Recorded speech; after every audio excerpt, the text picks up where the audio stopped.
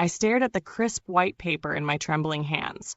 My own son had given me an eviction notice. I had given birth to him, raised him, loved him unconditionally.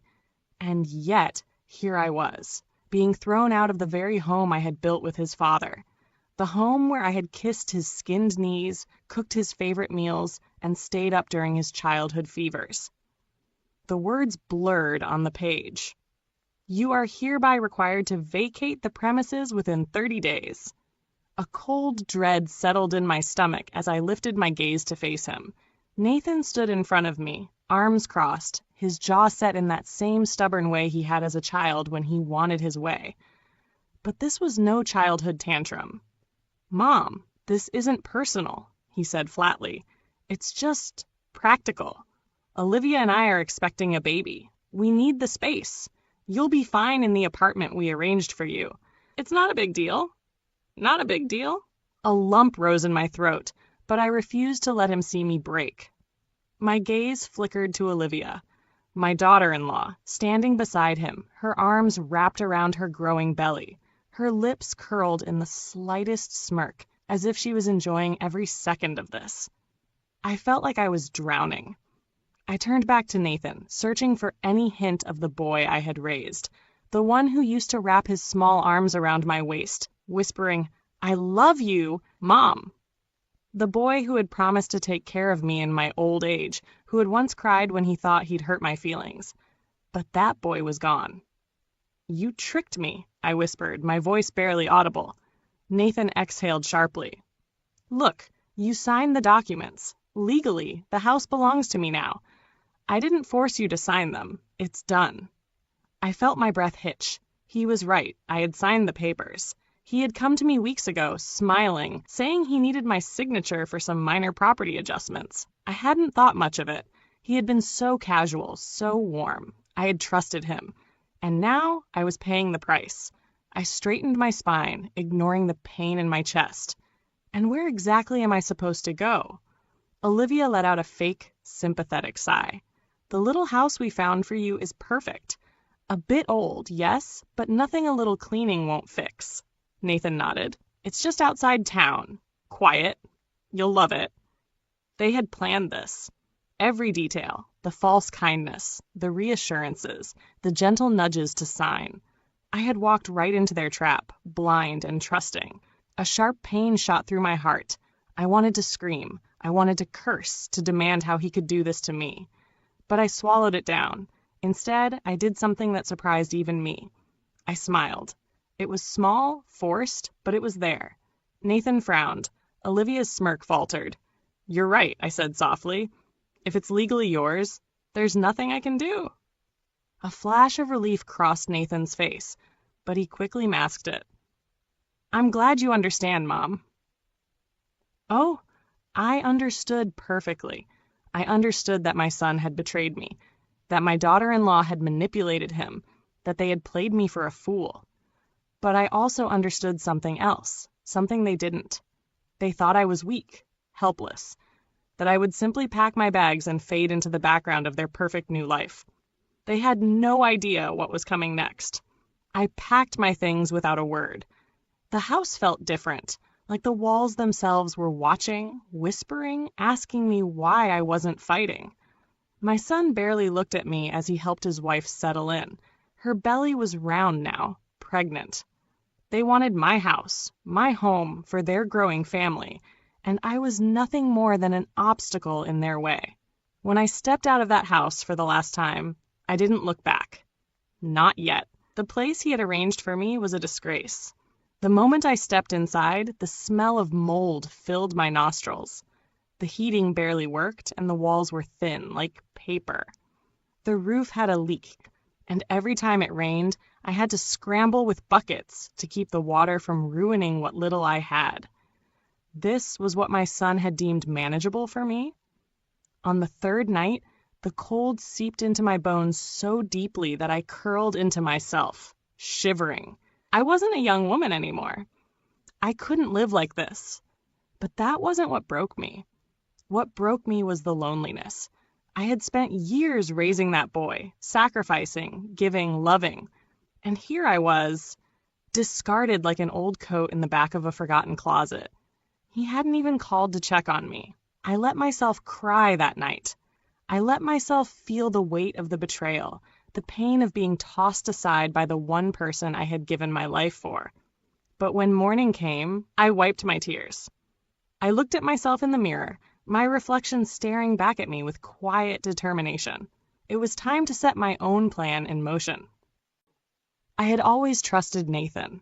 He was my boy, my only son, the one I had raised alone after his father passed away. I had gone without meals to make sure he ate, worked extra shifts so he could have new shoes for school, stayed up late helping him with homework, even when my bones ached from exhaustion. So, when Nathan handed me the piece of paper saying, "Mom, you need to sign this," it's just a routine legal document, something to make sure the house is taken care of in case anything happens to you. I almost shed tears. His face had been smooth, unreadable. Too smooth. I glanced at the fine print, but the letters blurred together. I wasn't as sharp as I used to be, and I hated admitting that my eyesight wasn't what it once was. "I'll read it over later, Nat," I said, forcing a smile. He stiffened just for a moment. "No need, Mom." "I had my lawyer draft it up. It's all straightforward. It's just to help with taxes and stuff." Taxes. Stuff. Vague words that meant nothing. I turned away, walking to the kitchen, feeling his eyes on my back. "I just need my glasses." "Mom, come on." He laughed, but it was thin, forced. "You trust me, don't you?" I couldn't bring myself to give him an answer. I reached for my glasses on the counter, but my hands weren't reaching for them at all. Instead, they found my half-full cup of water. My fingers barely brushed it before it tipped, spilling directly onto the paper in my other hand. I gasped, watching the ink smear instantly. Nathan cursed under his breath. "Mom, you have to be more careful." I lifted my hand to my mouth, feigning shock. "Oh, honey, I'm so sorry. I didn't mean to." He snatched the paper from me, shaking off the water, but it was too late. It was ruined. His jaw tensed. Then he exhaled through his nose. "It's fine. I'll print another copy. Just don't touch anything." I nodded, clutching my damp hands together, my expression apologetic. "Of course, Nat." He left soon after, muttering under his breath as he walked out the door. The moment I heard his car pull out of the driveway, I sat down heavily at the table. My heart was pounding in my chest, and I felt something I hadn't felt in a long, long time. Fear. Not just because of the paper. Not just because of the way he rushed me to sign it. But because earlier that morning, while I was folding laundry in my room, I had heard him and his wife talking. They hadn't known I was home. And what I had overheard made my blood run cold. Nathan's voice had been low, urgent. "She'll sign it today. Once she does, the house is ours, and we can start making the changes. We'll give her a smaller apartment, let her figure out what to do with it." His wife had hummed, "You're sure she won't fight back?" Fight back. Like I was some old senile woman who wouldn't know better. I had gripped the fresh sheets in my hands, my breath shallow. That's when I knew. My son, the boy I had nursed through fevers, comforted through heartbreaks, sacrificed everything for, was trying to take my home from me. And he thought I wouldn't fight back. He thought I would just sign the paper and hand over the only thing I had left in this world. I swallowed the lump in my throat and slowly, carefully reached for the wet paper he had left behind. The ink was smudged, unreadable in places, but I could still make out a few words. Transfer of ownership. Grantor Mary Ellis. Grantee, Nathan Ellis. My name. His name. My house. His house. Or at least it would have been. I closed my eyes for a moment, taking in a deep, shaking breath. Then, with steady hands, I folded the wet paper and slipped it into my purse. I needed a lawyer. Because my son had made one crucial mistake. He thought I was weak. He thought I wouldn't see through him. He thought I would sign away my home without question. But he had forgotten one thing. I was the woman who raised him, and I knew how to play this game better than he did. After I got myself, I wasted no time. I grabbed my coat and my keys, my heart hammering as I stepped outside. The cold air hit my face, grounding me, reminding me that this was real. That my own son, the boy I had cradled in my arms, the child I had sacrificed everything for, was trying to steal the very roof over my head. I gripped the steering wheel tightly as I drove, my thoughts racing. There had to be a way to stop this, and I knew exactly where to go. Thomas Greer had been my lawyer for years, since before Nathan was even born. He had helped my late husband and me draft our first will, guided me through the painful process of settling my husband's affairs after his passing, and even advised me when I refinanced the house years ago. If there was one person I could trust, it was him. When I walked into his office, his eyes flicked up from his desk, and his lined face softened. "Mary," he greeted warmly, standing up and gesturing for me to sit. "It's been a while. How's Nathan?" I swallowed. "He's good, Tom," I said. I didn't have the strength to say anything else. His sharp eyes narrowed immediately. "Something's wrong." I pulled the wet, crumpled document from my purse and set it on his desk. "I need you to tell me exactly what this is." He adjusted his glasses, took the paper, and carefully spread it out. His eyes moved across the page, his frown deepening with every passing second. Then he exhaled sharply, looking up at me. "Mary," he said slowly, "this document transfers the deed of your home entirely to your son. If you sign this, he will own the house outright. You'll have no legal claim to it." Even though I already knew it, hearing it from him sent a fresh wave of nausea through me.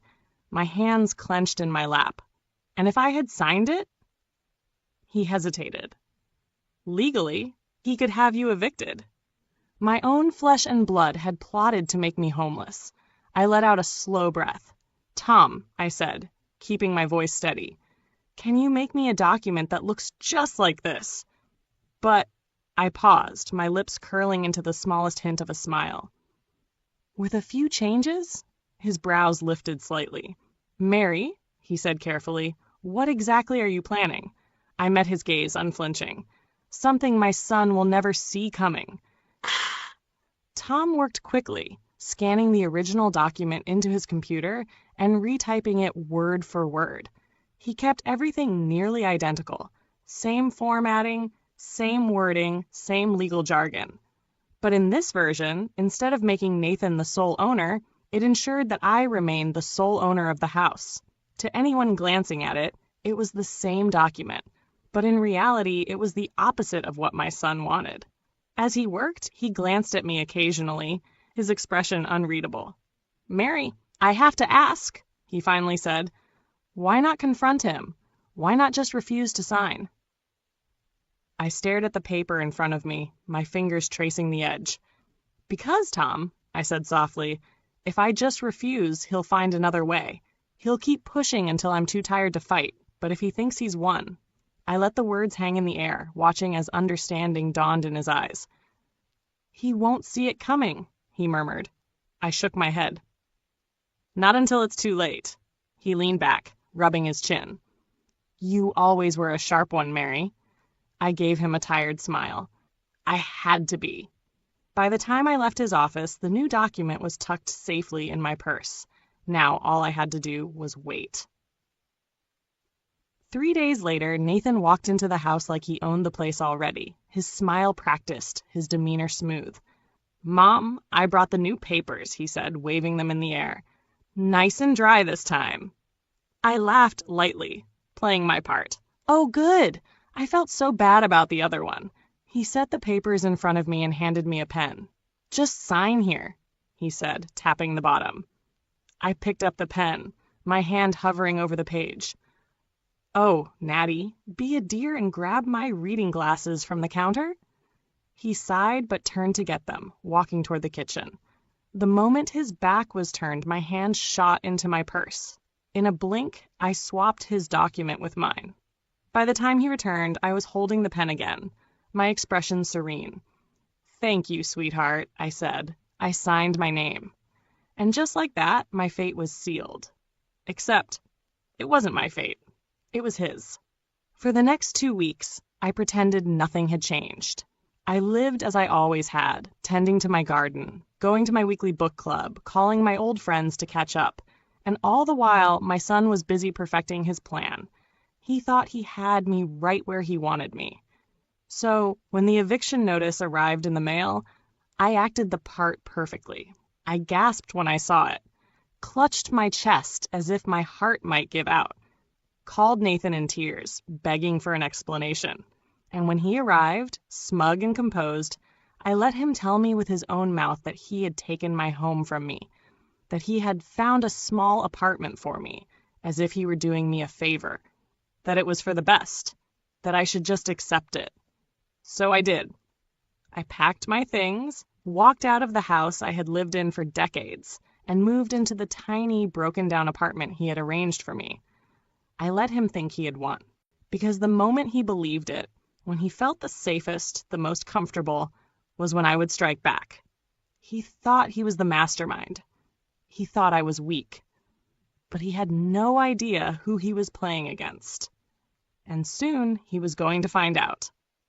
The apartment Nathan had arranged for me was laughable, small, musty, and falling apart at the seams. The paint peeled from the walls, the plumbing rattled like a death cough, and the heating barely worked. It was the kind of place no mother should ever be dumped into by her own son. The following week, I made the call that would change everything. The buyers were waiting. A wealthy couple, legally sharp and looking for a historic home. They had been interested in my house for weeks, ever since my lawyer had quietly reached out. I smiled as I spoke to them. It's time. We finalized the sale within days. Nathan didn't know it yet, but he was already living in a house that no longer belonged to him. 1 week later, Nathan received a knock on the door. He opened it to find a courier holding an envelope, eerily similar to the one he had given me. "Mr. Saunders?" the man asked. Nathan nodded, taking the letter. He tore it open, his eyes scanned the words, and his face drained of color. Olivia came up behind him. Nathan swallowed hard. "It's an eviction notice." Olivia laughed. "That's ridiculous. This is our house." Nathan looked at the letter again. Then, almost mechanically, he read aloud. "The property located at 482 Willow Lane has been legally purchased by Mr. and Mrs. Anderson. The previous owner no longer has rights to the property. You are required to vacate within 14 days. Olivia's smile faded. What does that mean?" Nathan staggered back, gripping the doorframe. "This must be a mistake," he whispered. "I own this house." Nathan must have felt invincible when he handed me that eviction notice. I imagine he grinned as he walked away, already picturing the new nursery he and Olivia would build in my home. But the day Nathan received his eviction notice? Now, that was a moment worth remembering. He stood in the doorway of his house, the house he stole, staring at the crisp letter in his hands. His face twisted in confusion as he read the words over and over again. Olivia, standing beside him, peered over his shoulder, then let out a nervous laugh. "This is a mistake, right? Someone's messing with us." Nathan didn't answer. He couldn't. His eyes darted across the page, scanning for some loophole, some sign that it was all a cruel joke. But there it was, in bold, inescapable print. "You have 14 days to vacate." I wasn't there to see his reaction in person, but oh, how I wish I had been. Nathan, of course, didn't leave quietly. No, my son, so sure of his brilliance, so convinced of his untouchability, marched straight into a courtroom, dragging his wife with him. He was livid. The way I heard it, he barged in like he owned the place, as if the judge should have apologized for the inconvenience. Olivia clutched his arm, trying to mask her own panic as they sat at their table. Across from them, the couple who now legally owned the house sat calmly, their lawyer prepared.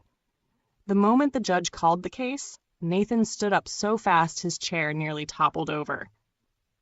"Your Honor, this is insane!" he barked, waving the eviction notice. "This house is mine!" The judge raised an unimpressed eyebrow. "Please, Mr. Saunders, sit down," Nathan huffed, but he obeyed. Then, with that smug arrogance he always carried, he handed over his proof, the paperwork he had so carefully orchestrated when he tricked me into signing away my rights. The judge took the documents, flipping through them with a neutral expression. For a moment, Nathan's confidence returned. I imagine he thought he was winning, until the judge's frown deepened. Silence fell over the room as the judge reread a particular section. He adjusted his glasses, turned another page, then exhaled sharply. Nathan, growing impatient, smirked. So, as you can see, there's no case here. I own the house. Mr. Saunders, the judge interrupted. Nathan's smirk faltered. This document here proves otherwise. Nathan leaned forward. Excuse me? The judge turned the document slightly, tapping a section with his pen. According to this contract, you were never the legal owner of the property. A chilling silence settled over the courtroom. Olivia paled. What? Nathan snatched the papers back, his eyes darting across the fine print. His lips parted slightly as if his brain was short-circuiting. No, this is wrong, he mumbled, his face darkening. She signed it over to me. He cut himself off. His jaw clenched, his ears turned red. The judge sighed and looked toward the door. Please bring in the previous owner. And then I walked in. I made my way to the witness stand, walking with slow, deliberate steps. I wasn't rushed. I wasn't rattled. I had been waiting for this moment. Nathan's eyes locked onto mine, wide with shock, then rage. You! He started, but the judge silenced him with a sharp look. I placed my hand on the stand and turned to the judge. Yes, Your Honor. I was the legal owner of the property before it was sold. The opposing lawyer stepped forward, holding up my set of documents. The real documents. Your Honor, these are the original property ownership papers, signed before Mr. Saunders attempted his transfer. They show that, at the time of the sale, the property still belonged to Mrs. Saunders, meaning she had every right to sell it. Nathan's breath hitched. He looked down at the paper in front of him, the one he had. Then he looked at mine. Identical. Except his didn't have his name anywhere on it. His hands gripped the table so tightly his knuckles turned white. No, this isn't possible. I saw her sign them. He turned to me, his voice seething. You signed them, Mother? You... Then it hit him. I saw it happen in real time. The moment the pieces of the puzzle clicked into place in his head, the night he brought me those papers. The accidental water spill. The moment I disappeared into the kitchen. Matt, his voice dropped to a whisper. You switched them, he breathed. I smiled. The judge cleared his throat. The sale of the house was completely legal. Mr. and Mrs. Anderson are now the rightful owners. Mr. Saunders, you no longer have any legal claim to the property. Nathan shot to his feet. You don't understand. This was supposed to be mine. She was supposed to. The judge slammed his gavel down. Enough, Mr. Saunders. If you do not calm down, I will have you removed from this courtroom. Olivia buried her face in her hands. Nathan looked at me with pure betrayal in his eyes. You ruined me, he whispered. I tilted my head. No, sweetheart, you did that all on your own. When Nathan arrived home that evening, he found movers packing up his belongings. His wife was sobbing, demanding answers. And I stood in the doorway watching. Nathan turned to me, fury flashing in his eyes. You stole from me, he spat. I chuckled. You mean like you stole from me? He clenched his fists. I reached into my pocket and pulled out a small key. He looked at it, confused. Then recognition dawned. It was the key to the tiny, run-down apartment he had arranged for me. I pressed it into his palm. Don't say I never gave you anything. His face turned scarlet. You can't do this. That place isn't fit for a pig. I smirked. I know, but if it was good enough for me, it's good enough for you. Then, as he stood there, shattered, humiliated, defeated, I looked him straight in the eye, and I said the last words I would ever say to my son. With a son like you, parents are better off without children. Then, without another glance, I walked away.